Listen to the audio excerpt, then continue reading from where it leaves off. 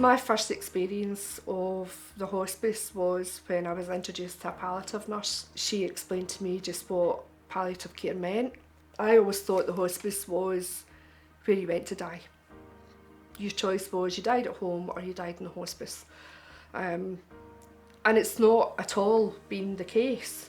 The hospice were there for me all the time I was in the hospital. And then when I came home, they visited me at home, which I didn't for a second imagine that this was part of what the hospice did. I honestly believed that I was coming home to die, and at a certain point I would be transferred to the hospice for the final part. And that's not been it at all. I've had amazing support from areas that I never knew the hospice had. I've had a dedicated palliative support nurse. That's probably not her title, but that's what she is to me, who comes to the house, is always on the phone. I can phone her at any time, and she just has every answer to any question that I might have. And for me in the early days, I had awful pain in the early days. And for me, Alison, I could phone her and within minutes she could tell me how to adjust my medication so that my pain was under control again. And for when you're dealing with the thought that I'm going to die and is this pain, what does this pain mean? For her to just say, look, it's okay, it's just your dose isn't right, that takes a whole world of weight off you. They help you learn to live with cancer, not to die with cancer. You know, your family's your world. And to be able to say to them, do you know what, I'm not there yet, we've got plenty of life ahead and we can make plans and, you know, we can go here and go there and do this. And the hospice has been able to get me the equipment that I need to be able to live my life and carry on with that. But the support they give is, I mean, they can give you as much equipment as you want, but the support behind it is the main driver.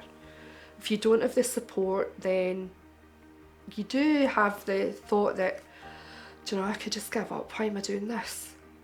The hospice has given Phil counselling, they've given my sons counselling, and for the boys, for them it's helped them deal with, okay, mum's dying, this is how it's going to be, this is how it is at the moment. And so it's helped them realise that, do you know what, yes, it's going to be bad when it happens, as it always is, but we can have a laugh and we can carry on with life in the way that we always lived it. If I can continue to stand and if I can get myself into a regular wheelchair, we're going to Japan, which was always our dream for our silver wedding.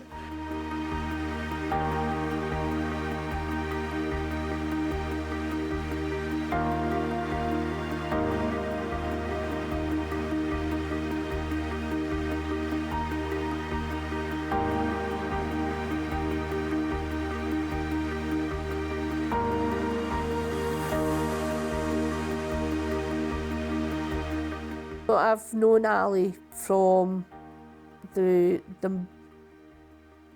fortnight that this happened, so that's over 3 years ago, and I see her maybe every 6 weeks. She comes to the house to see me, and I'd said to her, we're going, this is what we're doing, and the tour company had called the trip Gillian and the Pit Crew.